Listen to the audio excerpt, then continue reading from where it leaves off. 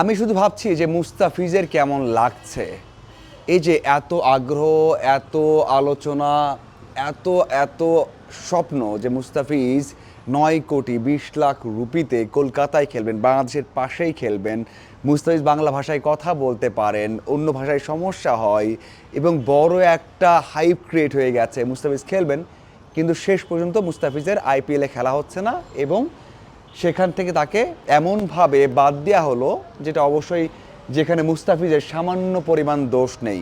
হয় না যে আমি একটা জিনিস পাচ্ছি না, আমি কাছে গিয়েও অ্যাচিভ করতে পারলাম না, সেখানে আমার দোষ। তখন হয় কি, একটা একটা আফসোস কমে যায় বা একটা অজুহাত দাঁড় করানো যায় যে আমি হ্যাঁ এই কারণে পাইনি। কিন্তু মুস্তাফিজ যে কারণে খেলতে পারছেন না সেটা অবশ্যই তার কোনো হাত নেই, শুধু কষ্টটাই আছে। এই যে আমি মনে করছিলাম আসলে মুস্তাফিজের কেমন লাগছে। দেখুন, মুস্তাফিজ এমনিতে খুব কম কথা বলেন, খুব বেশি হাসি খুশি থাকেন না, খুব বড় কিছু পেলেও খুব বেশি উচ্ছ্বসিত হন না, প্রকাশ করেন না, এবং খুব খারাপ কিছু হলেও সেটারও কোনো প্রকাশ নেই। মুস্তাফিজ এমনই, এই জন্যই বড় তারকা হতে পেরেছেন। আমার মনে হয় এখন যেই বিষয়টা মুস্তাফিজকে সবচেয়ে বেশি কষ্ট দিচ্ছে সেটা হচ্ছে যে আমি কি করেছি, আমি কি করেছি যে আমি বাদ গেলাম, আমি কি করেছি যে এত বড় স্টেজে খেলতে পারবো না। দেখুন, টাকার বিষয় যদি আপনি বলেন যে প্রায় 12 কোটি টাকা, প্রায় 9 কোটি 20 লাখ রুপি, এই টাকা তো অবশ্যই মুস্তাফিজ পরে কোনো না কোনো সময় ইনকাম করবেন বা খেলবেন। কিন্তু এই যে একটা স্টেজ, একটা এত বড় হাইপ ক্রিয়েট করা, একটা পারফেক্ট টাইম যাচ্ছে তার ক্যারিয়ারে, এই সময় খেলতে না পারা, এই কষ্টটা আমার মনে হয় মুস্তাফিজের অনেক বেশি। আমি নিজেও হয়তো ভাষায় প্রকাশ করতে পারবো না, যেহেতু কাজ করেছি তাদের সাথে, মুস্তাফিজের ইন্টারভিউ করেছি, কথা বলেছি, বিশ্বকাপ হোক বিপি হলেও কাভার করা হচ্ছে, তাতে মনে হয় মুস্তাফিজের যে কষ্টটা, এটা আসলে অবর্ণনীয় বা বর্ণনা করা যায় না। এখন আসা যাক যে মুস্তাফিজের এই ঘটনার জন্য কী কী ক্ষতি হতে পারে বা কী হতে পারে। দেখুন, একটা তো মুস্তাফিজের পার্ট চলে গেল। আমরা দেখেছি এর আগের বার যখন আইপিএল হয়েছে সেই সময়টাতেও সাকিব, তাসকিন অথবা মুস্তাফিজ তিনজন অনেক বেশি আলোচনায় ছিলেন যে দল পাবেন, কিন্তু শেষ পর্যন্ত পাননি। এবং পরে আমরা জানতে পেরেছি 2 থেকে 3 মাস পর, একটা আভাস তো সবারই ছিল, আমরা সবাই বুঝতে পারছিলাম যে কেউ দল পাবেন না, কারণ রাজনৈতিক একটা কারণ থাকতে পারে। 2 থেকে 3 মাস পর সেটা আমরা আরও বেশি ক্লিয়ার হয়ে গেছি, যখন বিসিবির অনেক কর্মকর্তা কথা বলেছেন, হয়তোবা ক্যামেরার সামনে বলেননি, বাট বলেছেন যে এটা রাজনৈতিক কারণে তাদেরকে নেওয়া হয়নি। যদিও মুস্তাফিজকে মাঝপথে আমরা দেখেছি দিল্লি খেলিয়েছে, অবশ্যই তখন আমরা আশান্বিত হয়েছিলাম যে যাক, ওই রাজনৈতিক সমস্যাটা নেই, মুস্তাফিজ খেলেছেন, সামনের বারো সমস্যা হবে না। এইবার যখন দল পেলেন, কলকাতাতে সুযোগ পেলেন, তখন মনে হচ্ছে হ্যাঁ সব ঠিকঠাক হয়ে গেছে, আর সমস্যা হবে না, মুস্তাফিজ খেলতে পারবেন। কিন্তু এরপর থেকে যখন রাজনৈতিক অবস্থা বাংলাদেশের আরেকটু অন্যরকম হতে শুরু করলো, সংকটে পড়লো, সেই সময় দেখেছি দেশের বাইরে অনেক সংবাদে অনেক কিছু এসেছে, এবং সেই জন্য ভারত থেকেও একটা চাপ সৃষ্টি হয়েছিল।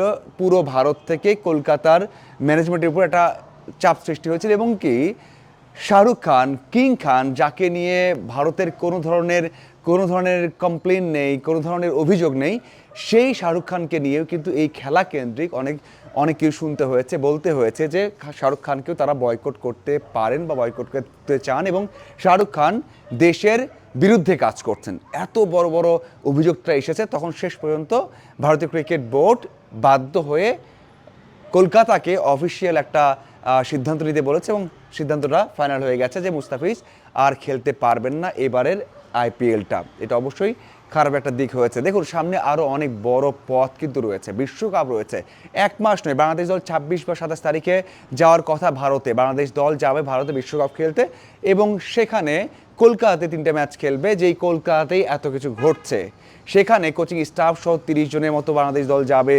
সাংবাদিকদের যাওয়া হবে, সাথে সমর্থকরা যাবে, এই নিরাপত্তাটা আসবে কি? বিসিবি সভাপতি বলেছেন যে আসলে এখন চিন্তার বিষয় চলে এসেছে যে সামনের বিশ্বকাপে যাওয়া এবং সেখানে থাকা, সেখানে খেলা, এইসব বিষয় নিয়ে চিন্তা করতে হবে। বিসিবি সভাপতি নিজেই বলেছেন। এখন দেখার অপেক্ষা এই জায়গাটা কোথায় যায়, এই সিচুয়েশনটা, এবং ভালো হয় কিনা। ভালো যদি না হয় তাহলে অবশ্যই বড় একটা সংকট থেকে যায় যে বাংলাদেশ পুরো দল যাচ্ছে, এক মুস্তাফিজকে নিয়ে এত কিছু হচ্ছে, যেখানে পুরো বাংলাদেশ দল যাচ্ছে, সেখানে তাদের কি হবে, এবং কোনো কারণে কোনো একটা ঘটনা ঘটে গেলে তখন কি হবে। কারণ আমরা সবাই জানি কলকাতাতে আমরা নিজে কাভার করেছি আমি, বিশ্বকাপের সময় কতটা হাইপ থাকে, কত সমর্থক থাকে, সেখানে কোনো একটা অপ্রীতিকর ঘটনা ঘটলে কি হবে। সব কিছু মিলিয়ে বিসিবি একটা সংকটে পড়ে গেল, এবং সবচেয়ে বড় বিষয় হচ্ছে এই যে বিশ্বকাপটা এরপরে বছরের শেষের দিকে, সেপ্টেম্বরের দিকে ভারত দলের বাংলাদেশে আসার কথা, ওডিআই এবং টি-20 খেলার জন্য। আমরা সবাই জানি যে গেল বছরের সিরিজ ছিল, ভারত সেটা খেলতে আসেনি বা সেটা স্থগিত করেছে।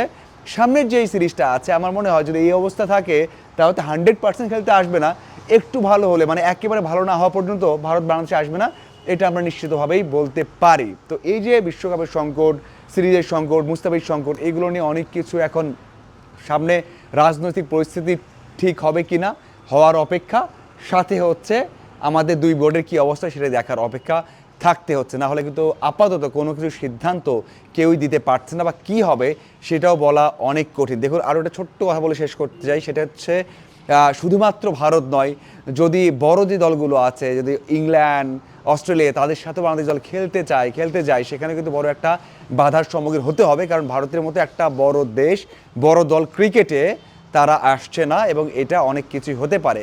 আরও আপডেট জানাবো, আপাতত এটাই মনে হচ্ছে। আপনাদের কী মনে হয় মুস্তাফিজকে নিয়ে এবং এই যে আইপিএল সাথে বিশ্বকাপ নিয়ে অবশ্যই জানাবেন। ধন্যবাদ সবাইকে।